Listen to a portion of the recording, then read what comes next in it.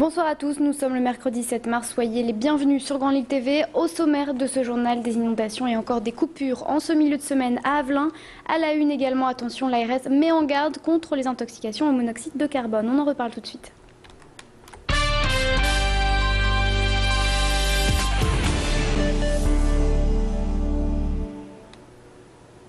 8000 foyers toujours privés d'électricité dans le Nord. Le secteur de Seclin est particulièrement touché par ces pannes. Hier, les agents de EDF étaient mobilisés sur le terrain. Des groupes électrogènes ont même été rapatriés de toute la France pour permettre un retour rapide du courant. Malgré tout, certaines familles sont restées sans électricité depuis lundi, sans chauffage ni courant, parfois inondées. Ces habitants se sentent délaissés et attendent de l'aide. Alexandra Gossin et Pierre Beauvillain se sont rendus à Avelin. Ils ont rencontré Isabelle. Écoutez-la. On a heureusement un poêle à bois, donc on chauffe le rez-de-chaussée, mais l'étage, la deuxième partie de la maison est à 6 ou 7 degrés, donc pas de congélateur, pas de frigo, donc le frigo est dans le couloir puisque de toute façon à 6 degrés c'est suffisant pour garder l'alimentation, et puis mes enfants sont partis chez les grands-parents pour être au chaud et pour pouvoir jouer et bosser correctement. Les agents de RTE sont aussi sur le terrain. La société de réseau de transport d'électricité mobilise depuis hier de gros moyens pour rétablir la ligne à haute tension de Seclin. Des lignes provisoires en kit sont mises en place depuis ce matin. Un hélicoptère a même été déployé pour cette intervention.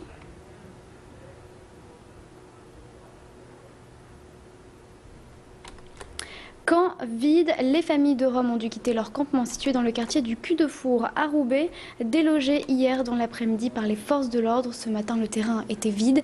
Après plusieurs expulsions, les Roms étaient de moins en moins nombreux à vivre sur ce campement. En attendant, les familles ont investi un parking situé près de la Tour Mercure, mais elles s'inquiètent car leurs enfants sont tous scolarisés à Tourcoing. Écoutez tout de suite la réaction de Marina, elle a dû quitter le camp avec les autres familles. Les enfants ils vont tous à l'école à Roubaix, à Tourcoing. Ils ont dit sur Roubaix et Tourcoing, on ne peut pas y aller du tout. Ça veut dire qu'ils ne laissent pas les enfants aller à l'école.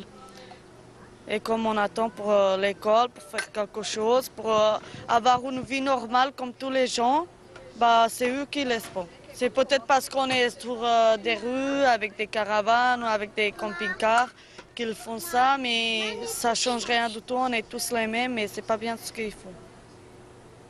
Justice, hier s'est ouvert à Rabat le procès en appel de l'attentat de Marrakech. Souvenez-vous, le 28 avril, ce dernier a causé la mort de Camille, 10 ans, une enfant originaire d'Erly. Aujourd'hui, 9 accusés comparaissent pour l'explosion du café Argana, dans lequel 17 personnes au total ont été tuées.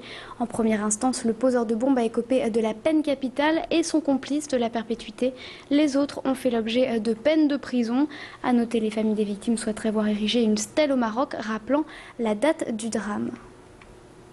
Emmaüs dans la ligne de mire des sans-papiers. Hier, ils ont occupé les locaux de l'association de 11h à 19h. Les manifestants ont fait pression pour obtenir un rendez-vous avec le préfet. Selon les comités des sans-papiers, Emmaüs et d'autres associations ne défendent pas assez les demandeurs d'asile, obéissant de plus en plus aux ordres des préfectures. En cette période électorale, les sans-papiers espèrent par ce type d'action sensibiliser les autorités politiques sur leur sort. Écoutez Kamel, Léo Kadi et Samir, tous les trois sans-papiers, ils ont répondu aux questions de nos journalistes. Pousse ces associations à se positionner. Est-ce qu'ils sont là pour défendre les sans-papiers ou ils sont avec la politique justement d'aujourd'hui de Sarkozy? C'est une manifestation pacifique, démocratique, pour manifester notre mécontentement pour la situation dans laquelle nous vivons, cette précarité, c'est une précarité morbide. Et nous voulons tout juste nous faire entendre. L'occupation de celle d'aujourd'hui, c'est juste dénoncer le mépris des associations qui sont dans la CODRES, qui ont ignoré le CSP et tous les sans-papiers. Alerte au monoxyde de carbone. Un homme de 68 ans est décédé mardi chez lui en s'asphyxiant. Sa femme a, elle, été gravement intoxiquée. Face à la recrudescence des cas, l'Agence régionale de santé du Nord met en garde. Avec le retour du froid, les familles ont tendance à se chauffer avec des groupes électrogènes ou des radiateurs mobiles. L'ARS prévient de la dangerosité de ces appareils fonctionnant au butane et au pétrole. L'Agence régionale de santé conseille aux familles de ne pas les utiliser plus de 2 heures par jour ou de vérifier que les pots d'échappement soient dirigés à l'extérieur du domicile. Écoutez ces propos recueillis par Médéric Pirker. Les recommandations, 1, si vous avez un appareil de chauffage d'appoint, ne pas utiliser plus de 2 heures par jour. C'est ce qu'on utilise, les petits chauffages d'appoint au butane, au propane, qu'on amène chez soi.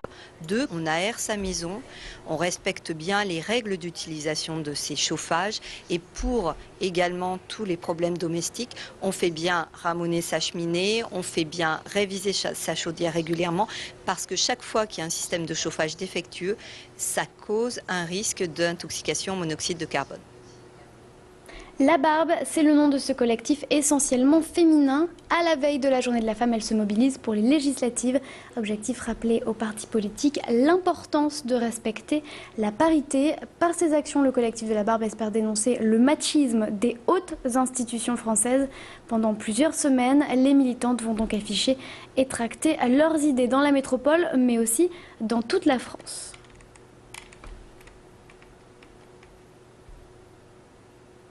Fin de cette édition, merci de l'avoir suivi. Je vous rappelle l'une des informations principales, alerte au monoxyde de carbone. L'Agence régionale de santé du Nord met en garde avec le retour du froid. Les familles ont tendance à se chauffer avec des groupes électrogènes ou des radiateurs mobiles. Attention lors de leur utilisation. Restez avec nous. Tout de suite, on va faire un point sur votre météo.